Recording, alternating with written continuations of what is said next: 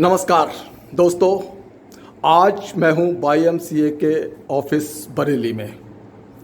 YMCA के बारे में शायद ही कोई ऐसा इंसान होगा जो नहीं जानता है, क्योंकि YMCA के पूरे वर्ल्ड में 15,000 एक्टिविटी ऑफिस हैं और युवाओं के लिए YMCA काम करती है।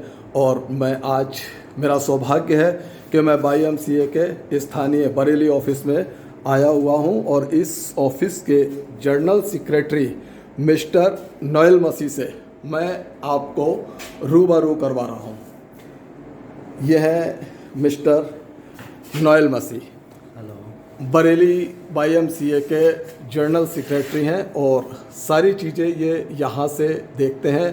तो मैं चाहूँगा नोएल मसीह से आपका तारुफ करवाऊँ और नोएल मसीह स्वयं अपनी आवाज़ में बताएंगे कि YMCA का यूथ के लिए क्या महत्वपूर्ण योगदान है। तो नोएल जी, हमारे दर्शकों को बताइए कि YMCA क्या चीज़ है और ये किस तरह से यूथ के लिए काम कर रहा है और यूथ के लिए कितना फ्रूटफुल है, कितना यूज़फुल है। YMCA जो है ये एक सोशल ऑर्गेनाइजेशन है और ये दुनिया का सबसे पहला ऑर्गेनाइजेशन है जो कि हेल्थ और एजुकेशन पे काम करता है। सबसे इसके जो बेसिक कंपोनेंट्स हैं वो हेल्थ और एजुकेशन है और ये आगे चल के स्पोर्ट्स ने भी इसमें काफ़ी ज़्यादा काम करा है और सोशल वर्क है और आजकल ख़ास तौर से एनवायरनमेंट में बहुत ज़्यादा YMCA काम कर रहा है पूरे वर्ल्ड वाइड।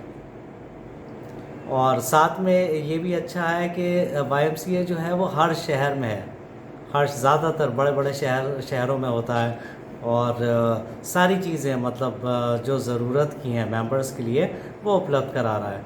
जैसे हम लोग के पास यहाँ पर अपने मेंबर्स के लिए गेस्ट हाउसेस हैं, गेस्ट हाउसेस के अलावा हमारे पास होटल्स हैं, हम लोग के पास स्पोर्ट्स स्टेडियम्स हैं और बहुत से ऐसे चीज़ें हैं, तकनीकी संसाधन है हमारे पास और बहुत सी चीज़ें हैं जिनसे हम अपने मेंबर्स को क्या कहते हैं आगे बढ़ा रहे हैं, उनको एक मौका दे रहे हैं ताकि लोग, ख़ास तौर से जो यूथ है वो आगे बढ़े। अभी एक YMCA का ऑफिस भी हमारे देश में कहीं खुला है जिसका हमारे माननीय प्रधानमंत्री जी ने उद्घाटन किया था और आप उस मीटिंग में गए थे मेरे ख्याल से। हाँ, YMCA अहमदाबाद वो काफ़ी बड़ा YMCA है, 5 स्टार YMCA है का, बहुत बड़ा है और बहुत ही अच्छा है और उसमें पूरी वर्ल्ड क्लास फैसिलिटीज़ हैं। इंटरनेशनल मीटिंग्स होती हैं वहाँ पर गुजरात के अंदर और दुनिया भर से वहाँ पर लोग आते हैं। अच्छा, इसमें यूथ किस तरह से और आगे बढ़ सकता है, किस तरह की एक्टिविटीज़ हैं, क्या म्यूज़िक से भी है इसका लेना देना या और भी जो भी एक्टिविटीज़ हैं आप इसके बारे में बताइए ताकि इससे ज़्यादा से ज़्यादा यूथ अवेयरनेस हो और जुड़े। अच्छा, उसमें ये होता है कि अब जैसे YMCA है, YMCA जो है ये काफ़ी पहले से, मेरे ख्याल से अंग्रेज़ों के ज़माने से यहाँ पर स्पोर्ट्स लेके आया। तो काफ़ी ज़्यादा स्पोर्ट्स कॉलेजेस हैं, इनके स्पोर्ट्स कॉलेजेस भी हैं, छोटे बड़े भी हैं, कॉलेज ऑफ फिज़िकल एजुकेशंस भी हैं। अब लोग जाते हैं वहाँ पर अपनी फॉर्मल एजुकेशन करने के लिए, जैसे BPEd है, MPEd है और बहुत सी चीज़ें। फिर बहुत से ऐसे टेक्निकल कोर्सेज़ हैं जो कि YMCA में होते हैं और इसी टाइप से जहाँ तक मेरे ख्याल से कोई ना कोई अपनी ज़िंदगी में एक बार तो YMCA के संपर्क में आता ही है, चाहे वो कहीं भी हो, कभी भी वो आता ही है, भले ही वो वहाँ रुके, वहाँ जाए, विज़िट करे या उसका कोई काम हो। तो ये अच्छा, जैसे मान लीजिए कोई यूथ इसकी YMCA की मेंबरशिप लेता है तो मेंबरशिप के इसके क्या अपने नियम है, क्या रूल रेगुलेशंस हैं और उस मेंबरशिप से एक यूथ को या किसी को भी क्या फ़ायदा होता है, क्या बेनिफिट्स होते हैं, हमें बहुत थोड़े शब्दों में बताइए। ऐसा होता है कि किसी चीज़ का डेटा लेने के लिए, किसी भी चीज़ का डेटा लेने के लिए मेंबरशिप ज़रूरी है, मेंबरशिप और उसकी वैलिडिटी ज़रूरी है।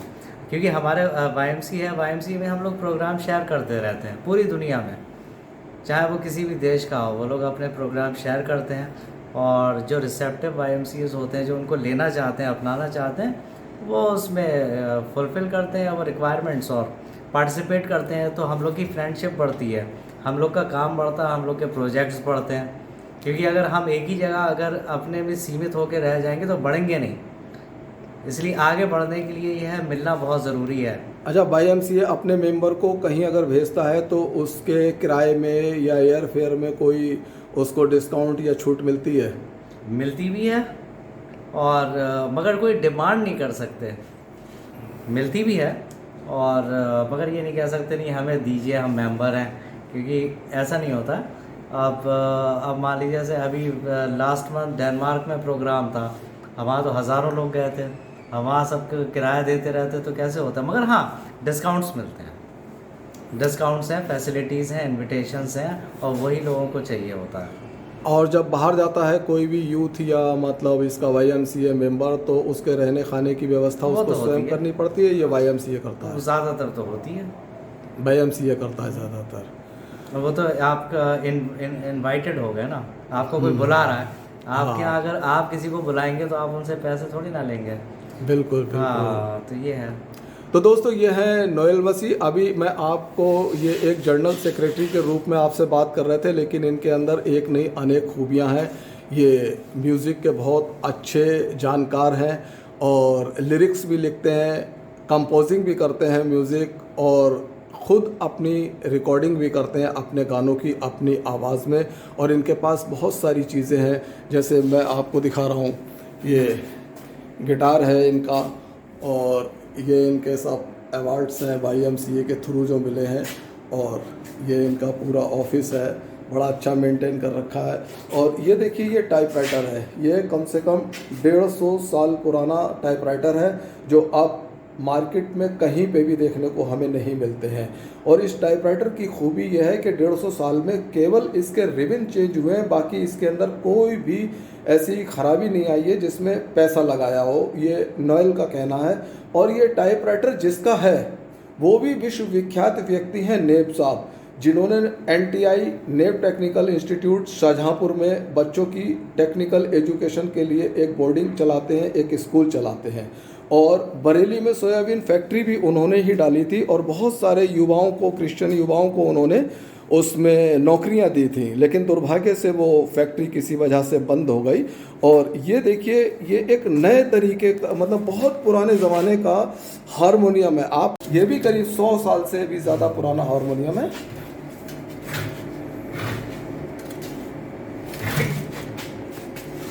दिखाता हूँ।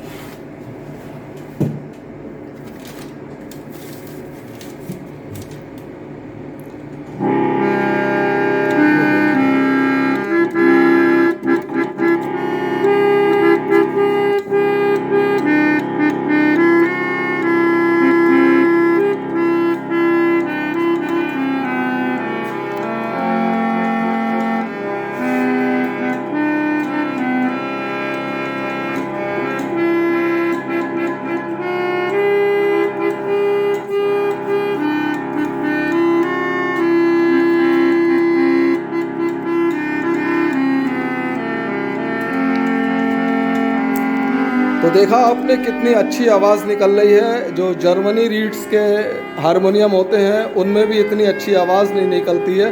तो दोस्तों, ये वीडियो आपको कैसा लगा? YMCA ऑफिस से मिले, YMCA के बारे में जाना, आपको कैसा लगा? ये सारी चीज़ें हमें कमेंट बॉक्स में आकर ज़रूर बताइएगा। नमस्कार।